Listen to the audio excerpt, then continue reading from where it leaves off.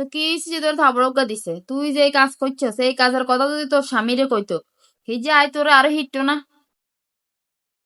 সেদিন তোর ভাল লাগতো না, সেদিন তো বেশি অপমানিত হইতি। অন্য অনদজ্ঞা দিয়ে দিছে তো আমার এটা ভাল লাগে না। ননদ তো কি হইছে? ননদ তো হইছে বইনের মতো, বইনে বুঝি থাপড়জ্ঞা দিলে আবার ইন্না নাটক করন লাগে।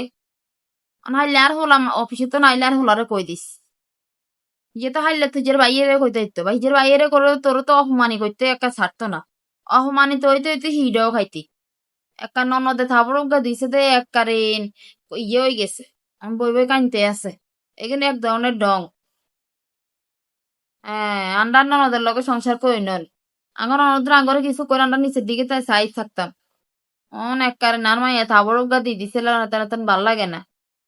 তাহলে তুই ক আয় আর হোলারে কইতো কই। তার হোলারে কইলে যেন তোর হিডিও দিতে পারে। সেজন্য তোর ভাল লাগবে, সেজন্য তুই অপমানিত হইতি না। ননদ তো বই নে, তোর বই নি, তোর নিজের আপন বই নে তোর ওকে দিয়ে তুই কিত্তি।